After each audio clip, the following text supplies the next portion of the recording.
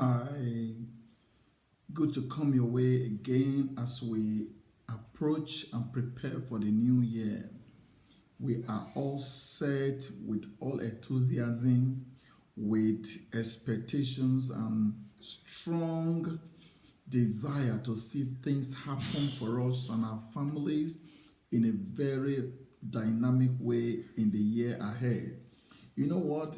In Christmas time, we used to prepare kids and then get them ready, as well as buy some clothes to get them ready for the new year. All on our bid to get them with new appearance, new kind of comportment. So when they go into the new year, they have some new wares to put on to show to their peers that new things have just started. Oh, that has always been a custom and a tradition that we all have grown to practice. And it sends a very clear signal, a strong message to us adults what we should do in order to be able to get ourselves prepared for a better year. Sometimes we begin to do certain things that are significant and we do it for our children. And when you think deeply in a very pragmatic manner, you find that those things we do have some symbol. And if we interpret those meanings carefully, we'll find that they mean so much for adults as well.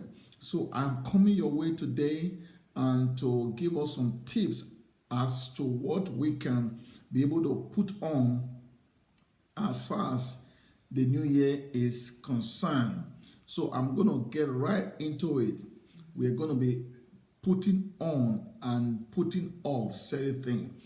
And what we're going to put off, number one, is weight. Number one, weight. In the book of Romans, Hebrews chapter 12, Bible says, we are encompassed about with so great a cloud of witnesses. We should what? Yes, lay aside every weight and every sin that does so easily beset us. So, number one thing we must put off is weight of any kind, and such weight that are physical, that make us not to be able to be agile, the weight of our body. Maybe you are too overweight. You have to make sure you diminish and reduce every intake of whatever that will make your weight to drag you back, because it's a race. Like it or not, it's a race, and 2025 is not going to be different from 2024. If you don't diminish your weight, you can't be able to run very fast. That is why number one, you must put off that weight, and you must make sure you take away those glutinous things that are, yes, making your weight to be a lot more higher and getting you dragged down.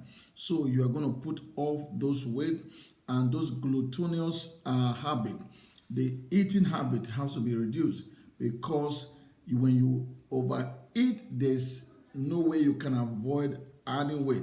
So number two, slothfulness. Bible says not slothful in business. God in the book of Proverbs chapter 25 and verse 15 to 16 supports that we must be agile in every aspect of our call and our work with God. There must be agility.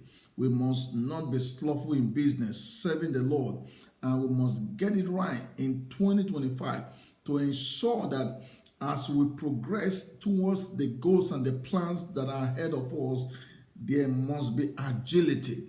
We must never be slothful in business, serving God, and we must always get things right to the glory of God. And number three, we must avoid procrastination. Procrastination, as they always say, is the theft of time. And if we always are the habit of doing things without some timeline, is going to lead to procrastination. And as I speak to you, I speak to myself that every spirit of procrastination will be dealt with in our lives. And you must get set to get every procrastinative spirit out of your way so you can be able to run the race and achieve the plan that you have in 2025. And you must also know that we have to put on some measures and to ensure that we do not condone any failure. The sense of failure must not be part of our lives. We must shun every habit of thinking about the failures of 2024. We must always look forward with a positive mindset and think about how good things might become next year if we all put on a very pragmatic plans in place to ensure that success becomes our portion. And number 5, I'm going to clean it up with just that, and we are going to put off every spirit of regret. Take away every regret out of your life.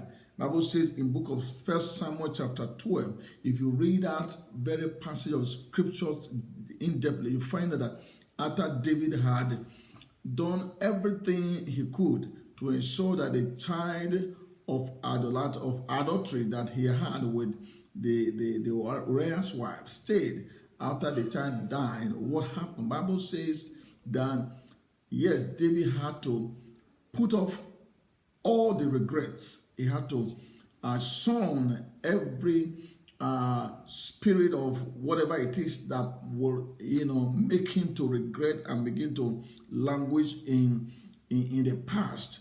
He didn't want to languish in the past. Bible said after he got the news that the child was dead, he summoned courage.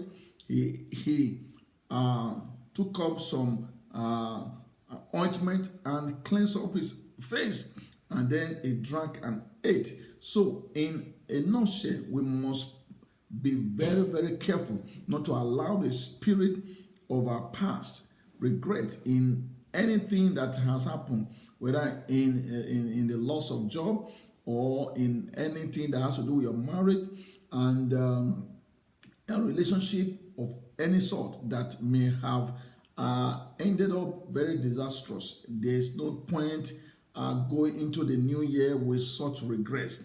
They can't help us. So these are the 5 tips I'm just led to put before us, and I'm coming your way again with other tips that will help us to navigate 2025 in a very smooth manner. God bless you, and I catch you in my next video.